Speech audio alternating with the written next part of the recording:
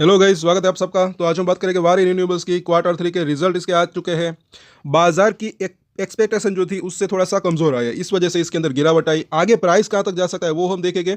और अगर आप नए हैं इस चैनल के ऊपर तो इसके ऊपर हम डेली टेक्निकल चार्ट के ऊपर एनालिसिस करते हैं दोस्तों, तो सब्सक्राइब जरूर कर लें हमारे चैनल को। टेक्निकल चार्ट काफी यूजफुल रह सकते हैं।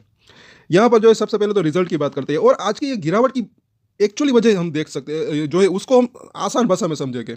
रिजल्ट इतना खराब तो नहीं आया, ठीक ठाक ही इसे कह सकते हैं, जो है कह सकते हैं, लेकिन बाजार की एक्सपेक्टेशन से थोड़ा सा कमजोर आया ऐसा लग रहा है।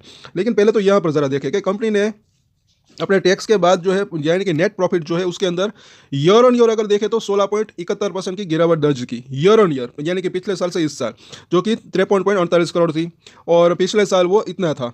और प्रॉफिट जो है एफ वाई जो दूसरी तिमाही जो थी यानी कि सितंबर में, तो इतना था। तो यहाँ पर अगर देखें तो क्वार्टर ऑन क्वार्टर तो जो है उसके अंदर ज़्यादा गिरावट दर्ज नहीं की गई।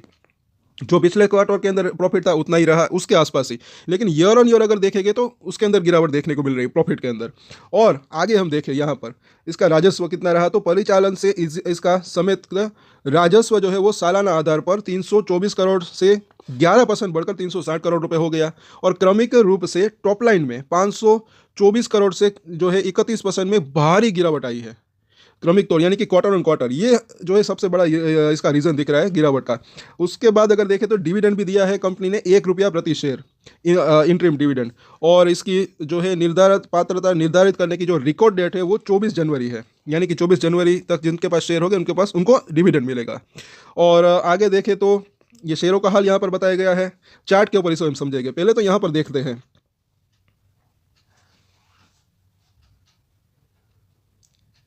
देखिए यहाँ पर ज़रा खास देखें, ये इनका जो है ये रेवेन्यू है इनका। तो टोटल रेवेन्यू और ये जो है रुपीस लैक्स में है।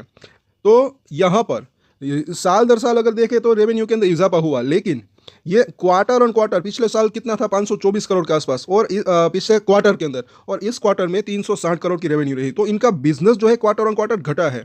एक्चुअली ये गिरावट की वजह ये यहाँ पर दिख रही है।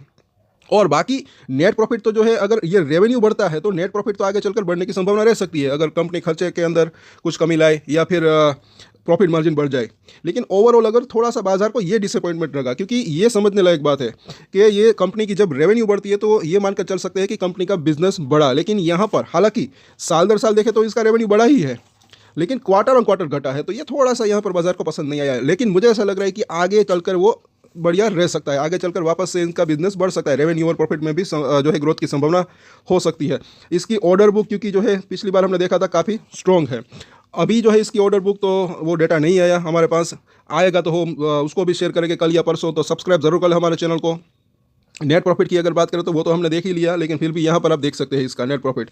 और खर्चे की अगर बात करें तो वो जो है यहाँ पर अगर देखें तो थोड़ा सा ज़्यादा था, पिछले क्वार्टर के अंदर भी देखे और इस क्वार्टर के अंदर खर्चा भी थोड़ा सा कम रहा। तो ये बात यहाँ पर अच्छी ये कहीं ना कहीं दिख रही है। लेकिन ईयर ऑन ईयर देखे तो भी अगर देखे तो थोड़ा सा इसका खर्चा है वो बड़ा है, ये इसका खर्चा है। पिछले साल 238 करोड़ के आसपास था, इस साल 293 करोड़ के आसपास रह गया।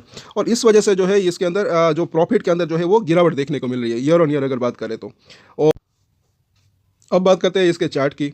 तो यहाँ पर ये ज़रा देखें, टेक्निकल चार्ट काफ़ी यूज़फुल रह सकता है। इतनी बड़ी ये खबर थी, बड़ा दिन था, क्वार्टर के रिजल्ट आए वो भी चालू मार्केट के अंदर, फिर भी इन्होंने सपोर्ट कहाँ पर लिया, जहाँ पर बुलिंजर बैंक की निचली लाइन थी, ये ज़रा देखें बिल्कुल उसके पास यहाँ पर।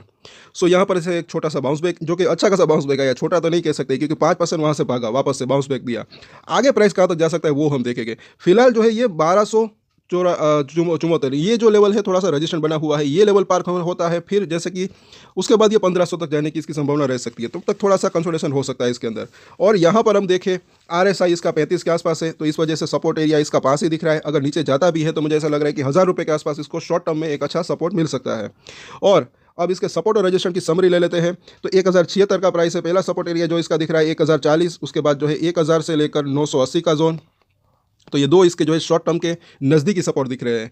थोड़े से दूर के सपोर्ट की बात करें तो वो जो दिख रहा है 940 से लेकर 900 का जोन, तो ये थोड़े से दूर के सपोर्ट दिख रहे हैं। रजिस्ट्रेशन की बात करें तो पहला रजिस्ट्रेशन एरिया जो है इसका तकरीबन 1120, उसके बाद जो है 1180 और उसके बाद जो है 1250 का लेवल। तो ये तीन इसके जो है शॉर्ट टर्म के नज़दीकी रजिस्ट्रेशन दिख रहे हैं।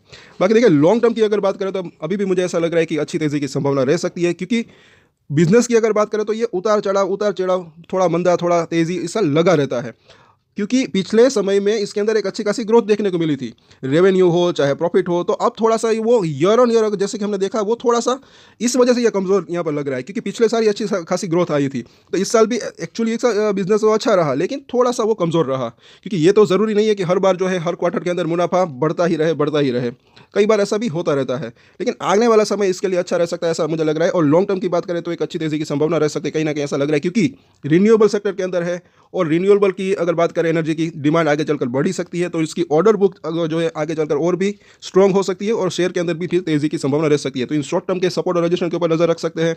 कल वापस से इसके ऊपर चर्चा करेंगे। तब तक के लिए अगर आपको वीडियो अच्छा लगा दोस्तों, तो लाइक शेयर एंड सब्सक्राइब जरूर करें हमारे चैनल को। इसके ऊपर हम डेली टेक्निकल चार्ट के ऊपर एनालिसिस करते हैं। और एक स्टैंडर्ड डिस्क्लेमर जो कि मैं हमेशा देता हूँ, आप कोई भी ट्रेड ले उससे पहले अपनी रिसर्च करें, अपने फाइनेंशियल एडवाइजर की सलाह ले, उसके बाद कोई डिसीजन ले, और डिसीजन ले तो उसकी जिम्मेदारी मेच्योरिटी के साथ खुद ही ले। ये वीडियो मैंने एजुकेशन पर्पस के लिए बनाई, मेरी तरफ से कोई भी बाय सेल की रिकमेंडेशन नहीं है। Thank you.